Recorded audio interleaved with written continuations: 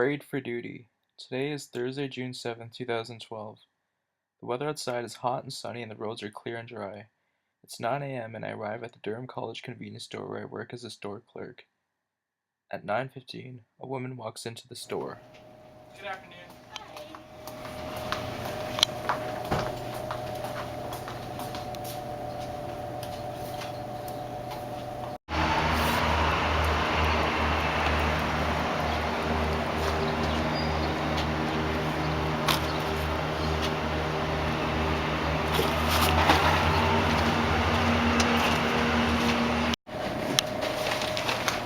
Hey, I'll be right with you. Hey!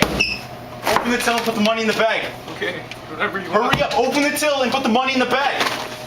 I'm not playing around, man. Open the till and put the money in the bag. Oh, shit!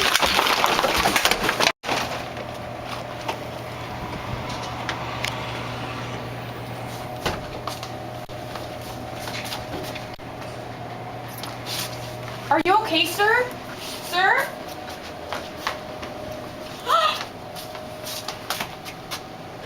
Oh my God. 911?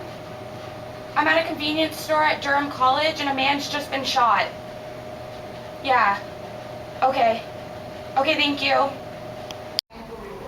So I heard that was your little brother in the shooting this morning. I've watched my little brother grow up. He's only 19. Conor, we have to catch this guy. We'll catch this guy, Jake. Don't worry.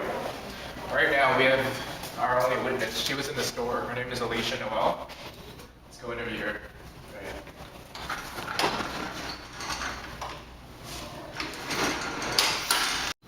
Good afternoon, Eliesha. I'm Detective Connors, and this is my partner, Detective Jacob.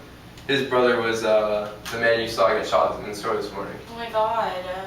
Yes. Are you feeling okay? Are you feeling stressed out? Pretty shaken up. Yeah, it's a pretty terrible thing to happen, but there's nothing you can do about it. So for us right now, the best thing you can do is give as best a description of the young man as you can. He was a white man. He had a beard, a black hat on, and he looked like he was maybe in his mid-20s. Do you look something like this? Yeah, that's him. Now, are you absolutely positive this is the man? I'm positive. I think we got him.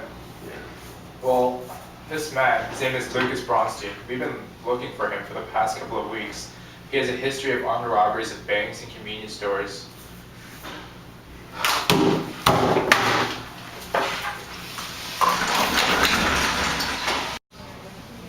I'm really sorry about him. His emotions are running really high right now. I mean, that was his little brother that he grew up with, and he's just too distraught right now. If you can just give me the events of what happened this morning in order, from walking into the store to basically him running out, that'd be great. It was about 8 o'clock in the morning. I was walking in to go buy a book. I was just browsing when another man came into the door. He got really loud.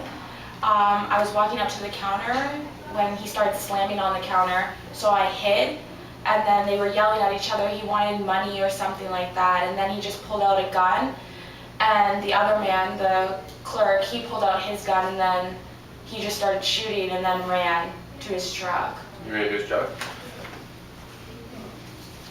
Was this the truck that he ran to? Yeah, that looks like it, yeah. Alright, we have this man in custody right now, actually, so we just might have the right guy. That's awesome.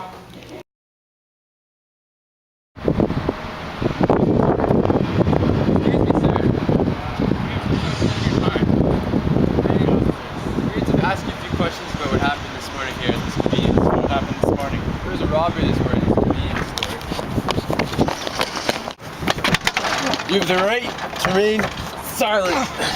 This is Officer Jacques, just reporting that we finally got him. We got him.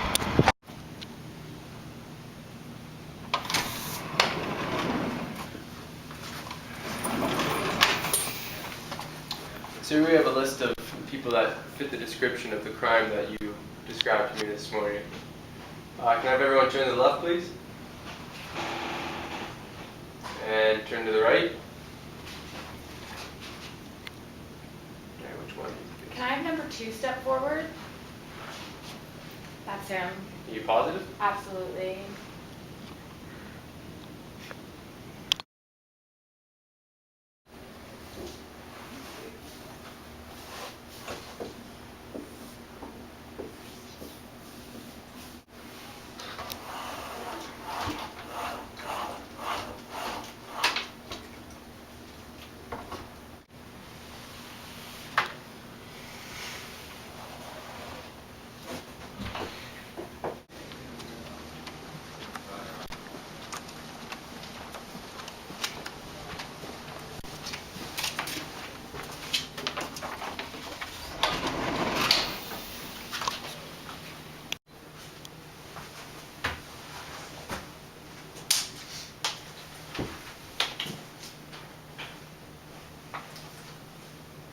How are the cuffs? Nice and tight. You gonna loosen them? Am I gonna lose? Not a chance. Detective Jake. Chief Matthews wants you in his office. This is your lucky day.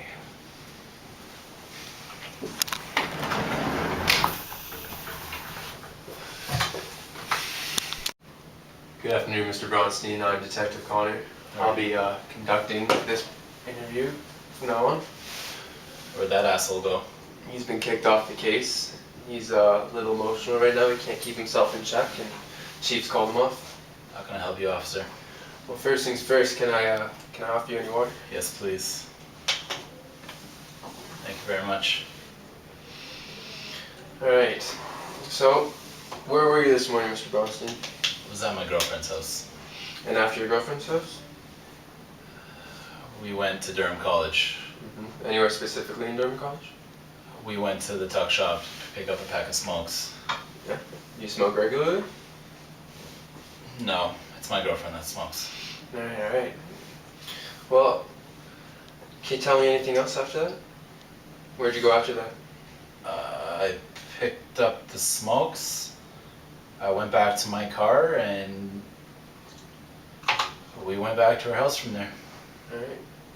Well, I'm gonna take those cuffs off you, Mr. Bronstine. Can I trust you with that? You can, and please call me Lucas.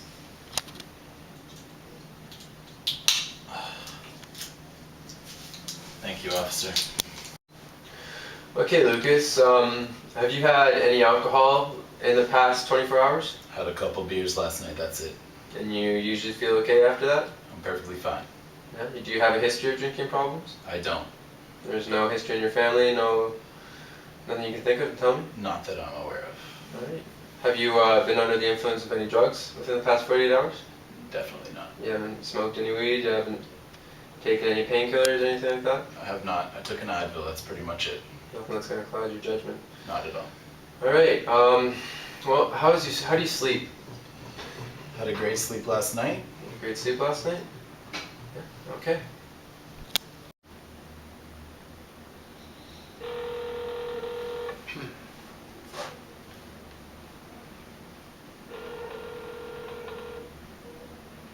Hello?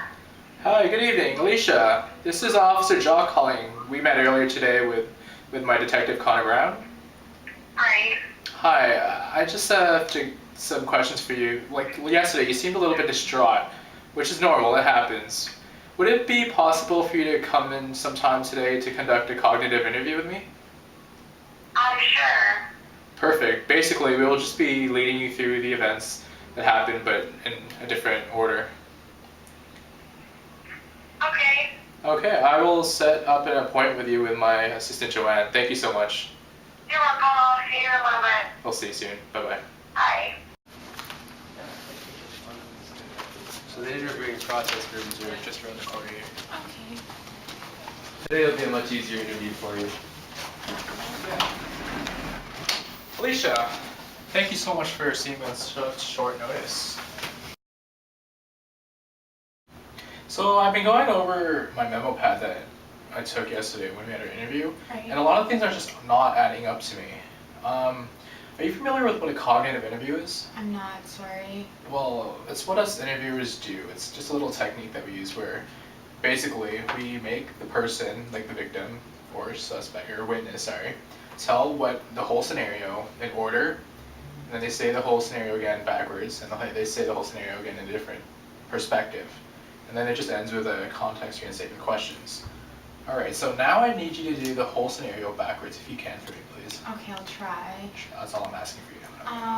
So pretty much it ended with the guy shooting the store clerk Okay. and then running out. Before that, he had noticed that the store clerk was reaching for a gun, and that's when he shot him. He took out his gun and shot him. Before that, the guy just came in, he was like banging all over the place, and he was like, give me all the money in the till. And yeah. Okay. Now, I just need you to envision yourself behind the counter, like right behind where the store clerk was standing. Okay. If you can just try to imagine yourself standing right there in that perspective, and just explain to me what you think you would have saw. The store clerk was just standing there, like minding his business kind of thing. When this man came in, he had like a black hoodie and a hat on, and he came in all angrily, like he wasn't even nice for a second kind of thing like that. And sorry. It's okay. So he instantly was like, just give me all the money out of the till. And the store clerk was all nervous and was like, okay, like just leave after, kind of thing like that. And that's when the store clerk reached for his gun, and the guy took out his gun and shot him. And then the guy ran out the door into his car. Okay. Thank you again for this. It really helps a lot in this investigation. Thank you. No problem. Okay, Lucas. I'm going to ask you some questions about the scene of the crime this morning, and I need you to give me a straight answer this time, alright? Of course. Now, we know you were there this morning. It was a robbery turned homicide. The man is dead. He died? He's dead. We have you on tape, Lucas, in front of the store, running from the store, inside the store. We have everything on tape. That wasn't me. I wasn't there.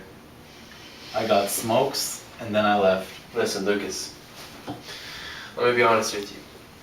If you give us a confession, they're going to go way easier on you in court. Right now, you're looking at more than a few years in jail. You're looking at life. I have no crime to confess to, officer. Lucas, you need to understand what I'm telling you. If you give us the confession, and we know you did it, you're on tape. There's no way. Your face is seen. You need to give us a confession, or else you're looking at more years than you can count, and you're never going to see that girlfriend of yours again. Alright. I'll do whatever you want. I'll give you the confession you need. You can give the confession? I'll give you the confession. Right.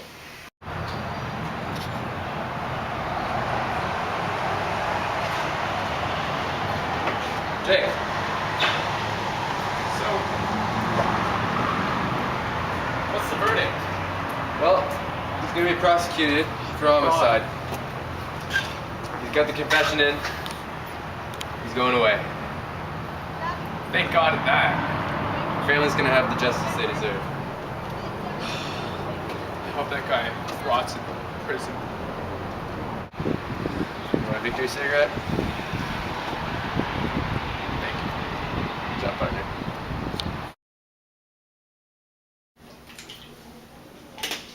How are those cuffs? Nice and tight. Oh my God. Don't do that, man. You have the right to remain silent. I wasn't gonna finish it there. Got him. Because I was waiting for him to say I got him. You have the right to. What is happening? Why is this going up? Why? What? Jake, you hit someone.